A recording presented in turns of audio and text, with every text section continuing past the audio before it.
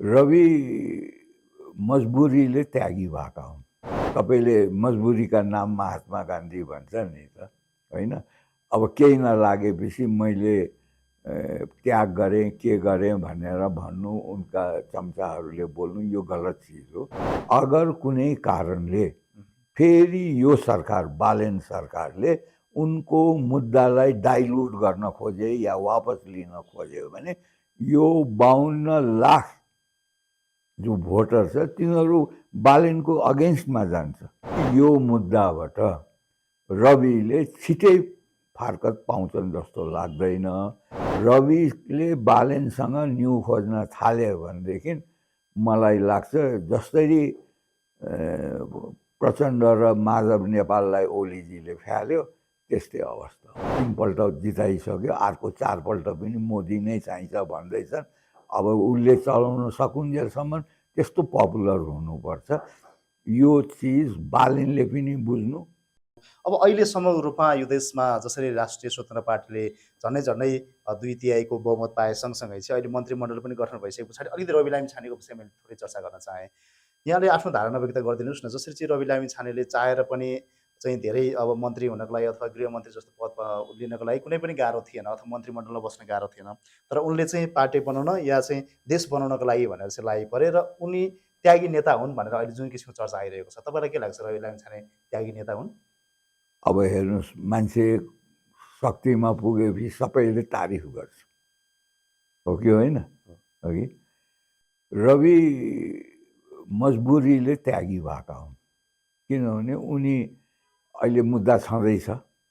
हेर्नुहोस्, अहिले त्यो मुद्दाबाट अस्ति फारकत पाएको भए, अस्ति शुक्रबारको दिन हो क्या अरे कि शनि आइतबारको दिन, होइन? त्यो निर्णय गरिदिएको भएर जुन त्यहाँको एटर्नी जनरलले भण्डारी बहिनीले त्यो मुद्दा वापस लिने जुन भनेको थियो सम्पत्ति शुद्धिकरण, त्यो त सर्वोच्चले लिएन नि वापस, त्यसलाई त फुल बेन्चमा पठाइदियो नि। भनेपछि त्यो मुद्दामा जसले रिड हाल्यो तिनीहरूको मुद्दामा दम रहेछ भन्ने कुरा त बुझियो नि, हो कि होइन?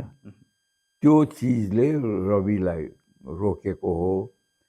अब तपाईँहरू कसरी चिन्नुहुन्छ रविलाई मलाई थाहा छैन, तर मैले 2-3 पल्ट भेटेको छु।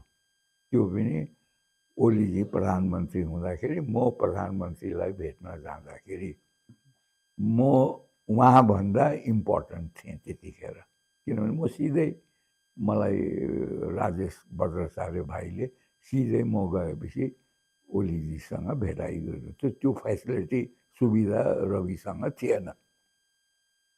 त उनको यो मुद्दा र म सुन्दैछु पासपोर्टको मुद्दा पनि अब फेरि सुनवाईमा गएको छ, पेशीमा गएको छ अरे। भनेपछि केही न केही त रहेछ नि त। अब तपाईँले मजबुरीका नाम महात्मा गान्धी भन्छ नि त, होइन? अब केही नलागेपछि मैले त्याग गरेँ, के गरेँ भनेर भन्नु, उनका चम्चाहरूले बोल्नु यो गलत चिज हो।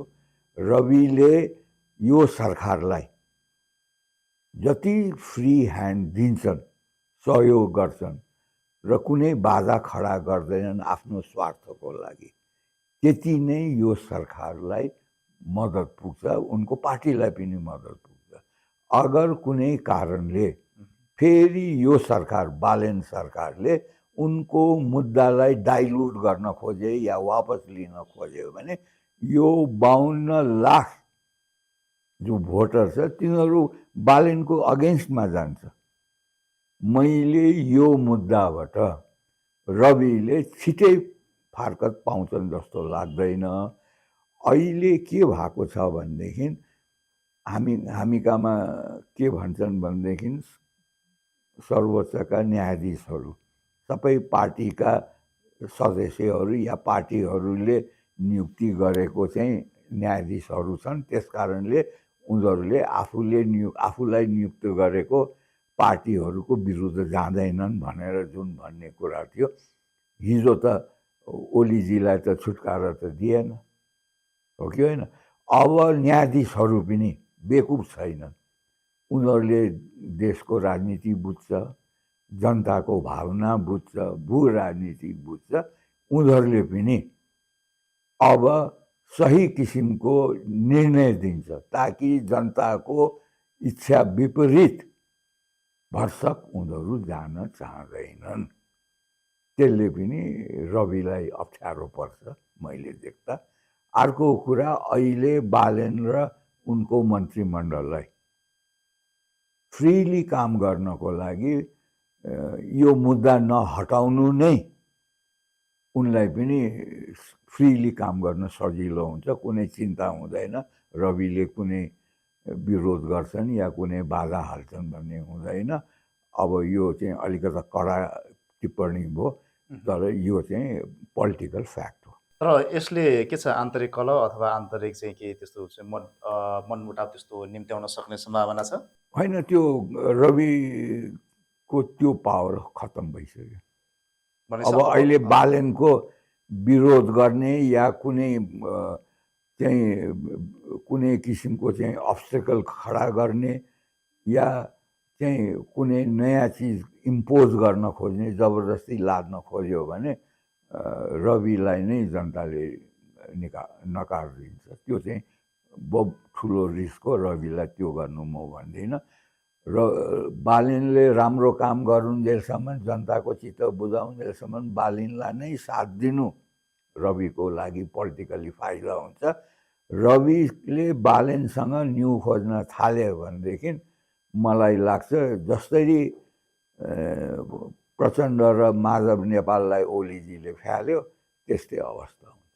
ठिक छ, अब अलिकति जाँदै कुरा गर्न चाहेँ मैले। अहिले जसरी चाहिँ प्रधानमन्त्री बालेन शाहले जुन पार्टीको भातृ सङ्गठन अथवा कर्मचारी सङ्गठनहरू जुन छन् त्यसलाई खारेज गर्ने भन्ने किसिमको एउटा नीति अगाडि सारेको अवस्थामा यसलाई के भन्नुहुन्छ? त्यो त सही कुरा हो, कहीँ पनि यस्तो हुँदैन। हेर्नुहोस् अघि यो खालि यो 12 बुँदेको सबैभन्दा खराबी यो के हो भने पार्टीले सबै ठाउँमा कब्जा गर्ने, प्रशासनमा कब्जा गर्ने, न्यायालयमा कब्जा गर्ने, सुरक्षा फौजहरूमा कब्जा गर्ने, अरू सङ्घ संस्थामा कब्जा गर्ने, आफ्ना पार्टीको नाममा सङ्घ संस्था खोलेर एनजिओ आइएनजिओ खोलेर आफ्ना कार्यकर्तालाई भर्ती केन्द्र गर्ने, यो जुन बोक्न नसक्ने व्यवस्था जुन खडा गरेको छ यो आफ्नै पार्टीहरूको लागि, कार्यकर्ताको लागि गरेको सबैलाई थाहा छ।